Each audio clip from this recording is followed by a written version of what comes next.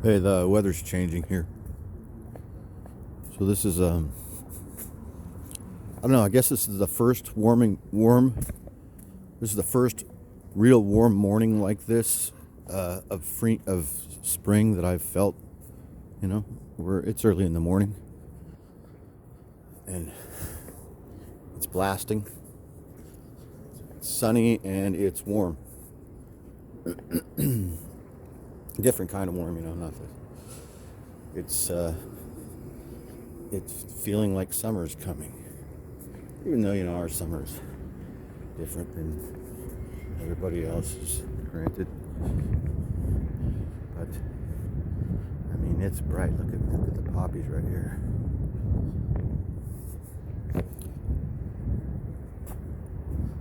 How beautiful is that?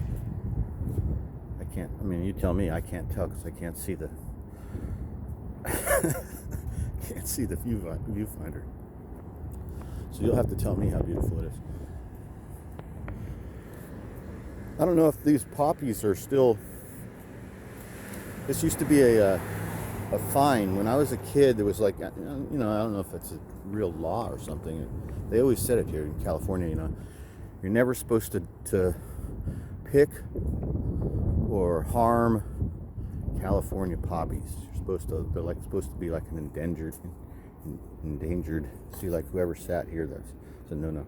It's supposed to be like an endangered flower or something. I don't know, something like that, but probably not endangered. But by penalty of law, do not harm that bright orange flower. That poppy is a big deal here. That's the California poppy. That's the national state flower. It's the flower of the ministry of truth. It's the flower that the machine stands with that flower. This is very nice. I love this traditional Japanese style. The brick and see the gate, the symbol on the gate, the perfect garden. How nice is that? Very, very Japanese in appearance, this house. Oh, that's neat. See that little airstream? I hope, because I can't see it. The whole viewfinder, I'll remind you guys again, is black to me. I see nothing that you see at this point because the sun is directly on the screen.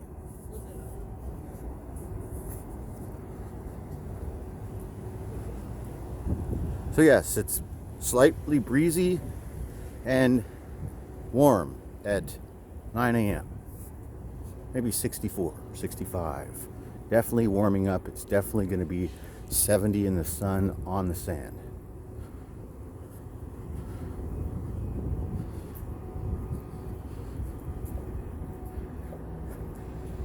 You can never, unless you have unless you live here, or you know exactly where you're going in the city on any given day, or you have a local zip code, so the weather on your phone shows up, or whatever, or you know exactly where you're going, because within this 7-mile square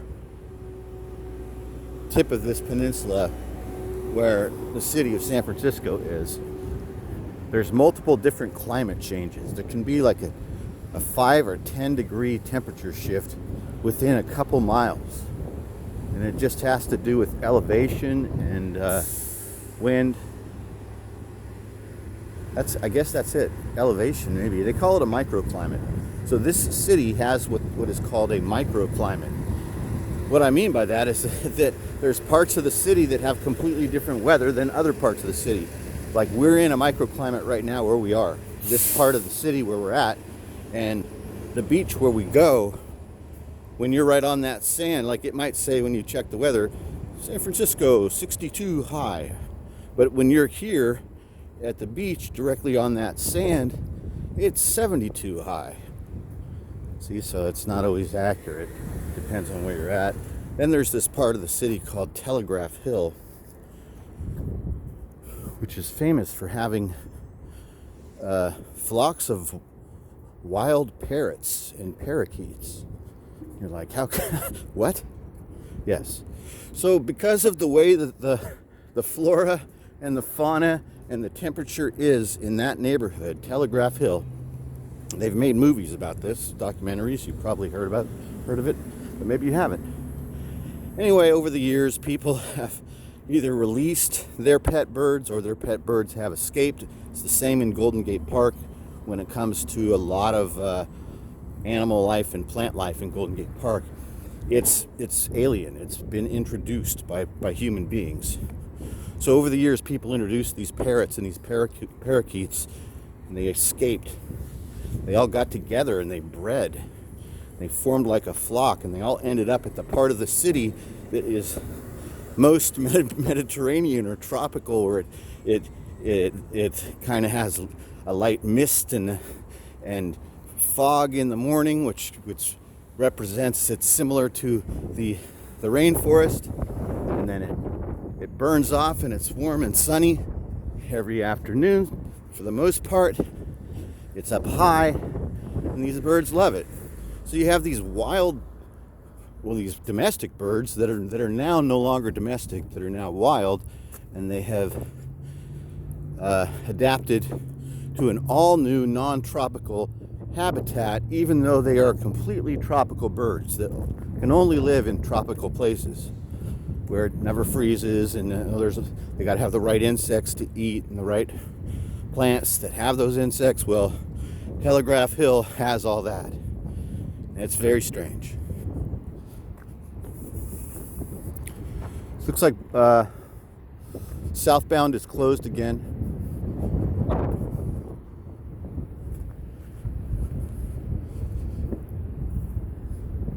Yeah, northbound is open. I don't want to cross here. Let's just walk down. Anyway.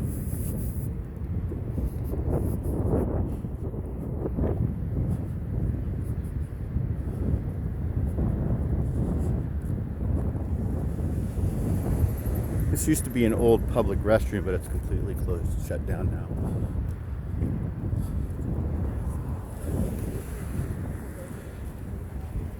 As I mentioned before, this area, especially like after the earthquake, is when a small boom hit. But then after World War I, after World War II, 20s, 30s, 40s, there was a lot of people down here every day, and a lot more foot traffic and carriage traffic, and horse traffic, even along the beach. I've seen pictures of the place where we go to at the beach all the time. There's seen these great pictures of the beach almost has like permanent ruts worn in it from horses and carriages, and there's people, Victorian era people, all dressed in black from head to toe, riding in carriages and on horses from the Cliff House down to here and back up again. And they're all here, for vacation fun in the sun at the Cliff House and Sutro Baths and Playland at the beach. All things that were made by Adolf Sutro.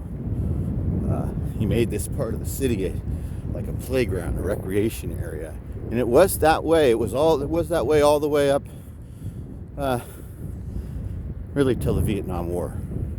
Is when it all kind of started disintegrating here in like the late 60s, early 70s. Things started changing in all different ways, and the city kind of, in a way, shut down this western side of the city to tourism and made the focus Fisherman's Wharf, Pier 39, and the Embarcadero, Chinatown, North Beach area. Way more than this. Once they shut down the parks here and the Playland, and then now definitely with the Cliff House is completely gone too. They shut that down during the pandemic, and they're saying the Cliff House will never come back. So I'll believe that when I see it.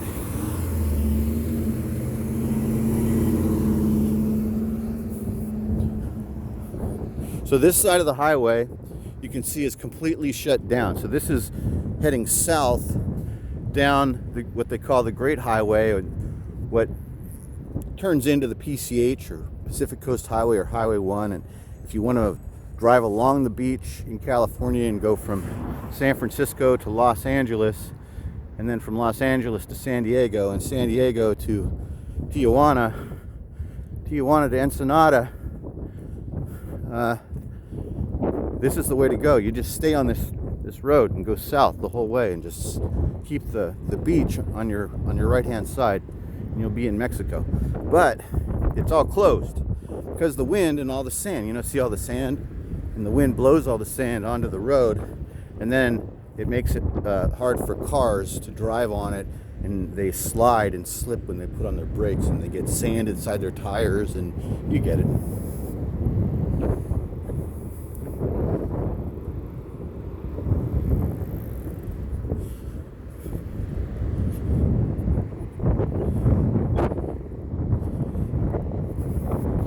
So what I was saying is, right down here, there's pictures of this beach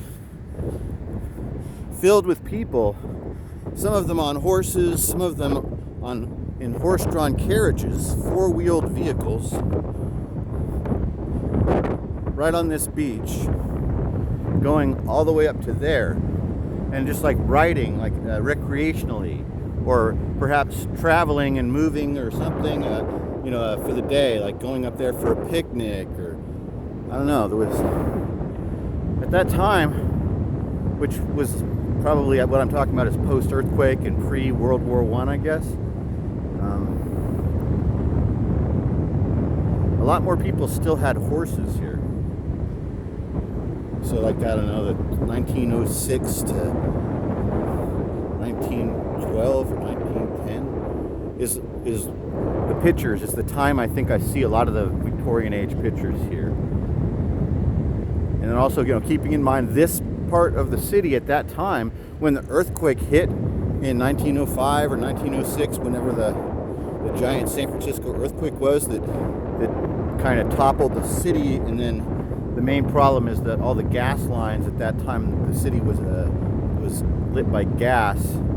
Gas lines caught on fire under the streets. There were many explosions and many buildings blew up. Many people died. When that happened, though, this neighborhood really didn't exist. The few houses that were out here, like, say, for example, this one white Victorian house right up here. Let's see if we can get it in frame. Anyway, this house would have been here, right where that lady and her dog are, that white house. That house would have been here, right with and that big tower behind it with looks like those horns, or the fork or spears sticking straight up. That is a place, that's Sutro Tower, another place named after Adolf Sutro. That tower still to this day is where all of the television waves and radio waves, and I don't know how it works, but that tower, Sutro Tower, controls the communication here. So that house was probably here, and there was nothing around it but sand and sand dunes and salt marshes, because that's what this whole neighborhood was, until, like I said, 1910, 1920, 1930. You'll see the older the houses look, that was when they would have popped up. So this neighborhood wasn't affected by the earthquake because it really didn't even exist during the earthquake. All this stuff, for the most part, came, especially most of this neighborhood, came after World War II. This is stuff that was built in the 40s and 50s, a lot of it. Yeah.